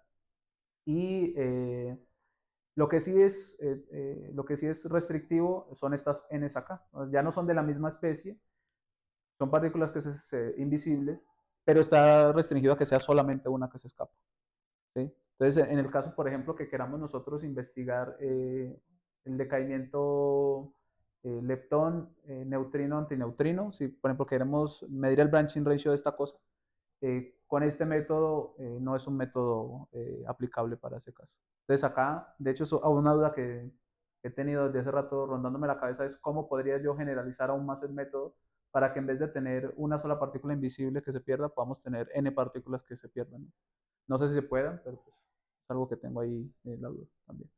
Y lo del coste computacional no es relacionado con este método, sino que es lo que ponía acá, esto es una desventaja técnica que se tiene, ¿no? No le hemos dado solución a esto con estos trabajos que les mostré, pero con uno que les comenté recientemente a ustedes es de justamente con las funciones heurísticas que nosotros planteamos en un trabajito que hicimos, que podemos construir una función que no sea heurística, que sea basada, que sea construida de una manera cuasi analítica, la llamamos nosotros ahí, para generar las PDFs. O sea, ¿por qué? ¿Qué se hace? O sea, para cada una de estas masas de alfa, nosotros tenemos que generar Monte Carlo, ¿no? Para cada una de estas cosas es Monte Carlo. Entonces, y para cada uno, o sea, tenemos, a ver, soy más detallado para explicarles. Tenemos 2 canales, ¿no? Electrón y muón. Para cada uno de los canales tenemos 7 diferentes masas, ¿no? No podemos escanear todo el espectro desde 0 hasta 1.6 o 1.i, algo que tenemos. O sea, no es un scan que podamos hacer. O sea, podemos generar puntos de masa. Entonces, eso es una limitación computacional. Entonces, ¿qué hicimos nosotros con esta propuesta? Es decir, que nosotros podemos construir una PDF que se pueda meter en los generadores y simplemente tú la generas con, digamos, la puedes generar de tal manera que puedas hacer un scan de la masa del alfa desde cero hasta donde pueda ir, ¿no? Y puedas generar el punto de masa que te interesa si es que lo detectas, ¿no? En ese caso. Entonces ahí nosotros estaríamos sí ahorrando costo computacional. Pero en este análisis, pues no. Gracias. Para el Facebook.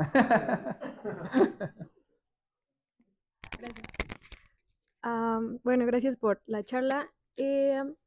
Retomando lo de las funciones que no se determinan analíticamente, se supone que a partir de estas funciones se obtienen parámetros que se relacionan con las variables que te interesan, ¿no? Hay un cambio drástico al considerar otro tipo de funciones, a lo mejor que no reduzca tanto los errores o eso, pero estas variables que estás obteniendo cambian drásticamente de acuerdo a la función que estás tomando. No, la función que se elige, yo acá, por ejemplo, para este análisis, acá no utilizamos ninguna función, ¿no? Es porque los fits que hacemos acá se llaman, son fits, son biniados, es decir, tenemos histogramas, distribuciones biniadas, y el ajuste se hace, tenemos ese bin y ese bin puede fluctuar en un cierto rango que está determinado por la incertidumbre, ¿no? Entonces, esa es la forma en que se hace ese tipo de fits biniados, o sea, del likelihood biniado, pero para el caso de lo de la masa, del alfa, es un fit diferente, ¿no? Acá este fit no es biniado, es decir, simplemente tú defines una función y de esa función vas a extraer los parámetros que tú necesitas, ¿no? Entonces, en este caso, tengo otro ejemplo, por ejemplo, acá, esto pues es claramente una gaussiana, ¿no? Entonces tú ahí pones la ecuacioncita de la gaussiana, la fiteas y la gaussiana pues va a depender de los dos parámetros que te interesa y los extraes, ¿no? Aquí pues no hay tanto problema, es una gaussiana. Pero acá, ¿qué función le pones, no? Ahí, ¿qué función le pones? La imaginación es el límite, ¿no? Entonces, ese es el problema ahí, que el resultado que tú obtienes cambia dependiendo de la función que tú le pones. Sí, y puede ser más detallado, ¿no? Yo acá utilicé esta función polinomial. Mira todos los parámetros. Y eso hace que sea un poco más precisa el fit, pero cada vez que le agregas un parámetro es un costo computacional más, ¿no? O sea, le pones n parámetros y estás sobrefiteando y haciendo un montón de cosas ahí que pues, no se sabe si está bien o no. Ok, gracias. ¿Alguna otra pregunta?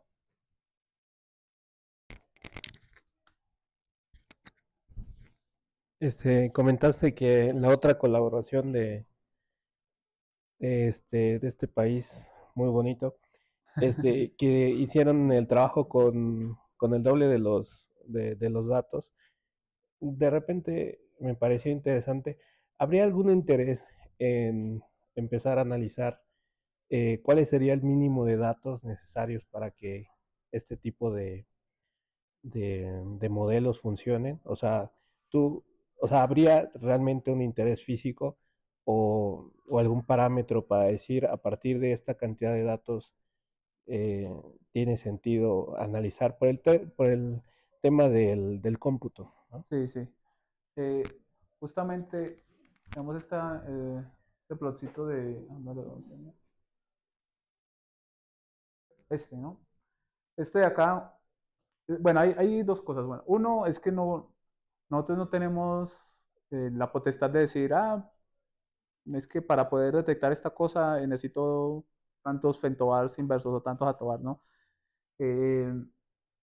Porque, digamos, el experimento ya fue comisionado, ya está construido, y ellos tienen un límite que es hasta 50 atobars inversos. O sea, de ahí no podemos pasar, ¿no? Y estimaciones en Monte Carlo, como esta, o sea, estas son estimaciones que se hacen de forma, son proyecciones que se hacen, o sea, esos estudios no tienen la rigurosidad que tienen esto que estamos haciendo, que es, digamos, un estudio más real, sino que simplemente dicen, ok, tenemos las variables de Argus o lo que sea, y vamos a generar esas variables hasta que lleguemos a 50 tobars inversos. Y vamos a poner ahí el límite y es lo que ponen acá, ¿no? Entonces, esto sería, en el caso ideal, lo máximo a lo que nosotros podríamos llegar. Si ahí en el camino nos encontramos con que esa cosa existe, pues bien. Si no, pues no podemos hacer más de ahí. Por eso es la importancia de crear métodos que permita aprovechar más la estadística que se tiene, la estadística limitada. Ujú.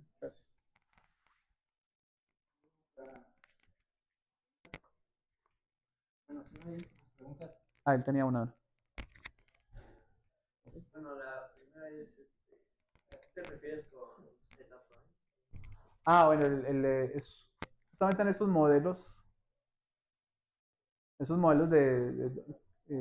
donde se hablan de los rompimientos espontáneos de simetría que dan soluciones a problemas en el modelo estándar. Dependiendo la característica de la partícula que surja ahí, pues tú le das un nombre, ¿no? Entonces, cuando esas partículas no tienen spin, entonces les dicen es un tipo acción, las ALPs. Cuando tienen spin, creo que es spin 1, si mal no estoy, es un Z-prime. Entonces es un bosón de norma que le dieron ese nombre, Z-prime. El nombre no sé de dónde venga, Ok. pero es lo que... Y tampoco no sé, no estoy muy enterado muy bien de en qué solucionan, por ejemplo. Eso es Z-prime. Y otra pregunta es, me dijiste que habían terabytes de información, bueno, de los datos. Y bueno, ¿cómo le hacen para el pedestal, por ejemplo? No, ¿cómo le hacen para cortarlo? No sé. De cuando dices en la adquisición de datos, Ajá, o la adquisición de datos. es que ahí es como eso es en el instante como Ujú. tal, o sea, no es como que se esté acumulando ahí mismo, sino que tenemos, no sé, un evento y dispara ciertos triggers que dicen, este evento es interesante, guárdelo. Entonces ese evento, si ese evento va y se guarda en el hub de database que tenemos. De hecho, hay dos, uno en Brookhaven y otro allá en Japón. Entonces se mandan a los dos, ¿no? Que ahí el original, digamos, la copia de los datos por si algo pasa. Ujú. Y ahí es donde está ese almacenamiento gigante, ¿no? Ahí adentro pues tenemos que tener un poder de cómputo lo suficientemente bueno para que tengamos la resolución en tiempo de detectar estas cosas o bueno, de guardar los eventos importantes al instante, pues. Pero no tanto ahí como para almacenarlo. El almacenamiento se hace en otros hubs. Ok, Ujú, gracias. ujú. Yo tengo dos preguntas rápidas. De nuevo, está relacionado a lo que preguntaba Adrián. En, en- en el lagrangiano tú tienes los acoplamientos. Yo no tengo. Bueno, en el lagrangiano aparecen los acoplamientos C y esta FA, que es la escala de energía, ¿no? Tú en tu análisis, ¿qué consideración hiciste? Porque al final tú tienes que hacer una consideración sobre el radio, ¿no? Entonces, al final no importa si uno es grande o pequeño, ¿no? Tú consideras el radio. Y en tu análisis, ¿qué consideración hiciste sobre ese radio, sobre el acoplamiento y la FA? Porque no, hasta donde recuerdo, no se mencionó nada. Sí, no, es que nosotros no generamos con un modelo como tal. Ya. O sea, simplemente es, como le decía yo ahorita a él, tenemos un decaimiento de los cuerpos y en el generador nosotros podemos decir qué spin pueda tener esa partícula, qué masa tenga esa partícula invisible eh, y lo hacemos decaer, ¿no? Eso sí, en el generador está el modelo estándar como tal, como lo conocemos. Todos los otros demás, las otras demás cosas se hacen decaer, modelo estándar.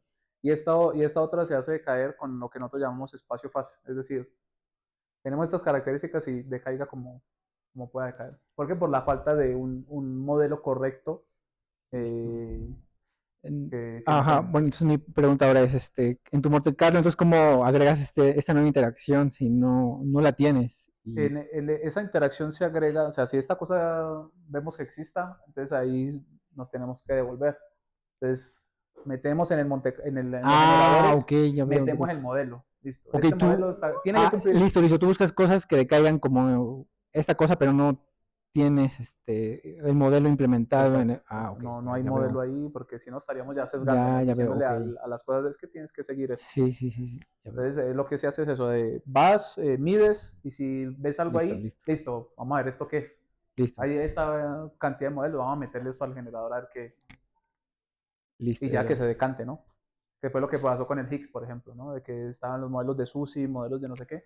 Y entonces ahí ellos vieron que justamente ni siquiera se fue por ninguno de los dos lados, quedó como en la mitad. Y ahí fue como que, bueno, ¿y esta cosa qué?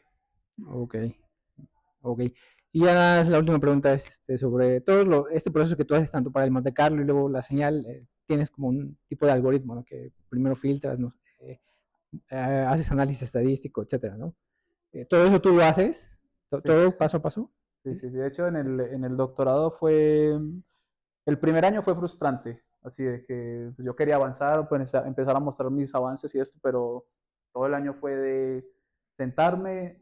Yo antes en la maestría, que en la maestría fue que hice lo de la masa del alfa, todo lo hice en C++, ¿no? Entonces, escribiendo el código ahí en C++, haciendo el modelo de Machine Learning todo en C++, o sea, todo eso en C++.